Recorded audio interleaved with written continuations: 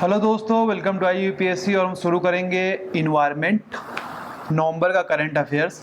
तो सर, एक आपको पता होगा कि वर्ल्ड में मोर देन 50% जो पॉपुलेशन है ये हमारा अर्बन में रह रही है। ठीक है, तो अर्बन में रहने की वजह से क्या हो रहा है, यहाँ पे ट्रैफिक में कंजेशन बहुत ज़्यादा हो रहा है। ट्रैफिक में कंजेशन तो हो रहा है, प्लस सीवेज की प्रॉब्लम हो रही है, प्लस पॉल्यूशन जो है बहुत ज़्यादा हो रहा है। सर, आपको ये पता होगा।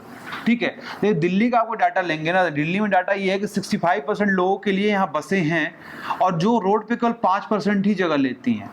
और जो आपको रोड पे कंजेशन दिखता है वो 35% जो लोग हैं वो लोग क्या करते हैं, अपने अपनी कारें लेके आते हैं और पूरे हर टाइम पे जाम लगा रहता है। ठीक है, अब देखिए सर, यहाँ पे गट्स है, ग्रीन अर्बन ट्रांसपोर्ट स्कीम, बहुत ही इंपॉर्टेंट है, बहुत ज़्यादा इंपॉर्टेंट है। और ये स्कीम करने के बाद हम देखेंगे कि हमारा स्मोक कैसे आया था, दिल्ली में क्या प्रॉब्लम आई थी, ये बहुत डिटेल में हम डिस्कस करेंगे और क्या क्या इस पे मतलब इनिशिएटिव लिया गया है।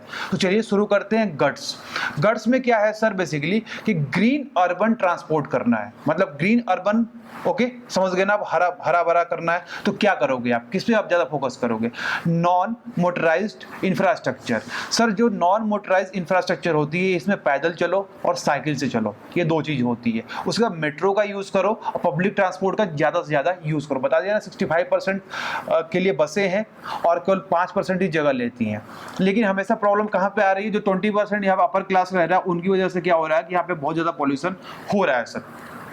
और मेट्रो पॉलिसी है कि मेट्रो कनेक्टिविटी हर जगह रखी जाएगी और इस कनेक्टिविटी रखने के लिए हमारा ट्रिपल P मॉडल अपनाया जाएगा, पब्लिक प्राइवेट पार्टनरशिप लगाया जाएगा और इसमें बहुत ज़्यादा बड़ा रोल प्ले करेगा हमारा प्राइवेट प्लेयर। ठीक है सर, उसके बाद ये क्या होगा कि जो हमारा गट्स है ये आएगा एमरूट और स्मार्ट सिटी की तरफ, अंदर इसको हम डेवलप करेंगे।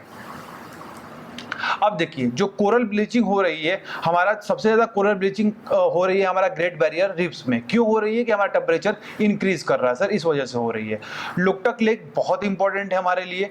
आप देख सकते हैं कि ये लार्जेस्ट फ्रेश वाटर हमारी लेक है, नॉर्थ ईस्ट में है। ओके, मणिपुर में है बेसिकली लोकटक लेक हमारा। और यहाँ पे फेमस फॉर फॉर्मडीज, यहाँ पे क्या है ना कि भाई जो इसके ऊपर ही वेजिटेशन तैरता रहता है। आप देख सकते हैं वहाँ पे कि सॉइल और वेजिटेशन इसके ऊपर ही तैरता रहता था लेक के ऊपर। और यही नहीं, इसके किनारे कैबुल लमजो हमारा जो है एक कैबुल लैमजाओ एक हमारा नेशनल पार्क है जो फ्लोटिंग नेशनल पार्क है। ठीक है, और ये हमारा लोकेटेड है on the bank of Loktak lake. और सर यहाँ पे क्या है, जो कैबुल लैमजाओ है, यहाँ पे जो लास्ट हमारा नेचुरल रिसोर्स है, रिफ्यूजी जो हमारे इंडेंजर्ड स्पीसीज है, संघाई डियर। तो आपको मेन चीज याद रखना है कि हमारा लोकटक लेक यहाँ पे फ्लोटिंग हमारे फ्लोरा फौना है, ओके वेजिटेशन है। उसके बाद क्या है कि हमारा केवल लमजाओ इसी के किनारे बसा हुआ है और यहाँ पे एक रिफ्यूजी जो हमारी इंडेंजर्ड डिसीज है संघाई डियर, वो एक जगह है इसका एकमात्र। ठीक है सर,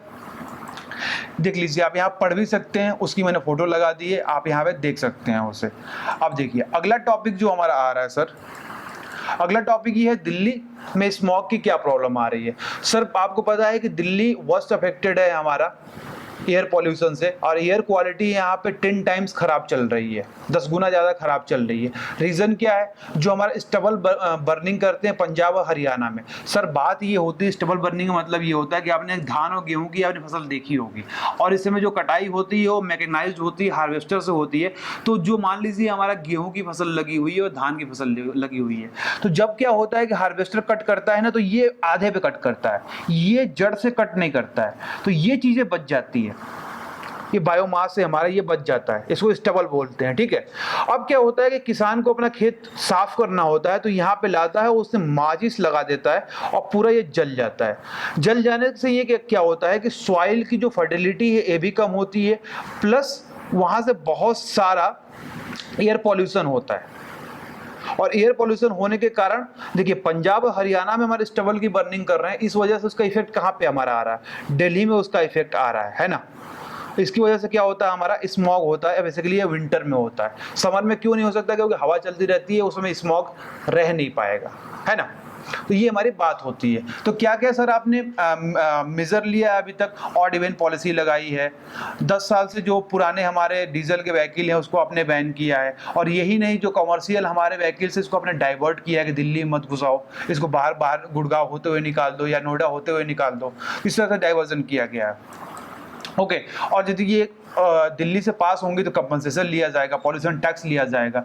लेकिन बात यह है कि इतना सारा आपने किया है, लेकिन ये मेजर जो है कम्प्रिहेंसिव नहीं है, और जो भी मेजर इसको अच्छे से लागू नहीं किया गया है। ठीक है सर, आपको सजेशन मैंने बता दिया कि 65% आपको बता, सजेशन में किया कि जो पब्लिक ट्रांसपोर्ट का यदि यूज करेंगे तो बता दिया 65% जो बसें हैं वो 65% लोगों को ढोने के लिए जो बसें यूज करी जाएंगी वो केवल 5% जगह लेती हैं हमारे दिल्ली में, है ना। उसके बाद पॉल्यूशन टैक्स लीजिए, आप लाइसेंस को रेशनलाइज कीजिए, कंजेशन टैक्स लीजिए, कार फ्री एरिया लगाइए जहाँ पे नॉन मोटराइज हम व्हीकल चला सकते हैं, जैसे पैदल चल सकते हैं, साइकिलिंग कर सकते हैं। इसको बढ़ाना बहुत जरूरी होगा, ठीक है। लेकिन प्रॉब्लम ये है कि हमारे यहाँ पॉलिटिकल विल की दिक्कत है, क्योंकि आप इकोनॉमिक सर्वे पढ़ेंगे तो वहाँ पे इकोनॉमिक ग्रोथ का एक बहुत बड़ा इंडिकेटर क्या है, ऑटोमोबाइल में कितना ऑटोमोबाइल बिका, 2 पहिया वाहन कितना हमारा बिका, ये हमारा बहुत बड़ा इंडिकेटर है इकोनॉमिक ग्रोथ का। अब देखिए सर, जो स्टबल बर्निंग होती है, ठीक है, जो हम इसकी बर्निंग करते हैं तो इसमें से CO2, CO, ammonia, nitrous oxide, SO2, PM 2.5 होती है, जो हमारे ग्लोबल वार्मिंग करती है। और आपको बता दिया कि इसके न्यूट्रिशन भी जो होता है सॉइल का, उसको भी खराब करती है। इसकी वजह से हमारा पुअर एयर क्वालिटी इंडेक्स होता है इंडो गंगेटिक प्लेन में, पंजाब और वेस्ट बंगाल में भी ये प्रॉब्लम आती है स्टबल बर्निंग करने की वजह से, ठीक है।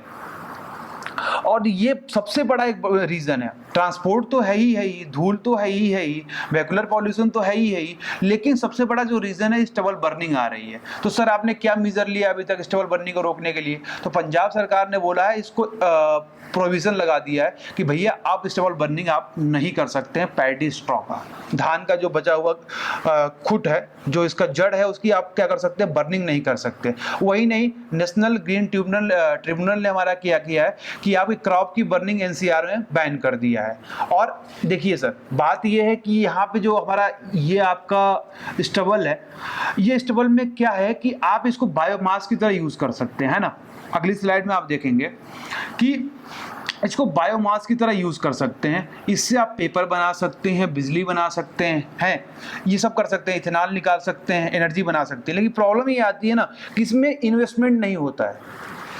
अब किसान के पास इतना पैसा तो है नहीं कि भाई उसको मशीन लगा के उखाड़े, उसको सबसे सही रास्ता ये लगता है कि इसको जला दो, कि जल्दी से अगली फसल जो है हम इसको लगा दें, ये सबसे अच्छा रास्ता दिखता है, ठीक है।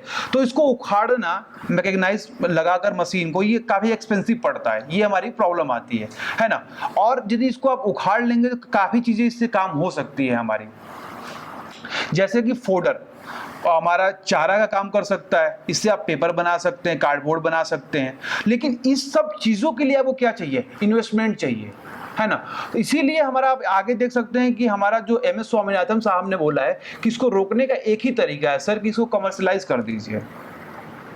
स्ट्रॉ जो ये हमारा पैडी का जो जड़ बचा हुआ है, इसको आप खरीदिए, जिसकी वजह से लोग क्या करेंगे, जब इसकी वैल्यू हो जाएगी, इसकी मॉनेटरी वैल्यू हो जाएगी, तो लोग इसको नहीं जलाएंगे, इसको खरीदा जाएगा। खरीद कर आप क्या बना सकते हैं, आप पहली बात तो एनिमल को आप फीड कर सकते हैं, चारा बन सकता है, कार्डबोर्ड बन सकता है, पेपर बन सकता है। यही नहीं, बायोमास में आप देख सकते हैं कि ये हमारा जो सेकंड जनरेशन का इथेनॉल है, वो सेकंड जनरेशन का हम इथेनॉल इससे निकाल सकते हैं, जो हमारे एनर्जी के काम आ सकता है, ठीक है। अगला टॉपिक ये आता है कि सर एक हमारी इमरजेंसी होती है जिसको बोलते हैं इन्वायरमेंटल इमरजेंसी। तो सर ये होगा, जो हमारा ग्रीन ट्रिब्यूनल है उसने ये बोला कि पार्टिकुलेट मैटर 2.5, पार्टिकुलेट मैटर 10, यदि ये 500 से और 300 से रिस्पेक्टिवली ज़्यादा होता है तो हमारी इन्वायरमेंटल इमरजेंसी घोषित कर दी जाएगी।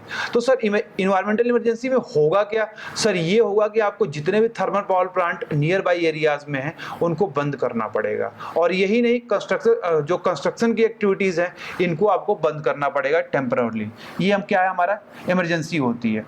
इसके बाद दोस्तों आप देख सकते हैं कि हमारा अरुणाचल प्रदेश में क्या हुआ है। अरुणाचल प्रदेश में 3 जिलों में हमने क्या किया है कि वहाँ पे हमारा मिलिट्री रूल लगा दिया गया है। और उसके बाद हमारा जो साइप्रस के साथ डबल टैक्सेशन अवॉइडेंस ट्रीटी थी, इसको हमने किया गया एग्रीमेंट, इसको हमने फिर से रिवाइज कर लिया। आपको मैंने पीछे पढ़ाया है कि कैसे यहाँ पे टैक्स हैपन ये कंट्रीज होती हैं और कैसे यहाँ पे ब्लैक मनी को व्हाइट मनी बनाया जाता है और टैक्स इवेजन किया जाता है, ठीक है। तो ये हमारा आप देख सकते हैं साइप्रस से, आपको मैंने बता दिया है इसको। और आगे देखते हैं दोस्तों, हमारा अगला है ग्रेट इंडियन बस्टर्ड। ये बेसिकली राजस्थान की स्टेट एनिमल है, ठीक है, और ये एक्सक्लूसिव वे में हमारा नॉर्थ वेस्ट प्लेन्स में मिलती है, ठीक है। और ये हमारी एक हैवीएस्ट फ्लाइंग बर्ड है। और इस समय आप याद रखें कि जो हमारा ग्रेट इंडियन बस्टर्ड है ये क्रिटिकली इंडेंजर्ड है, ओके।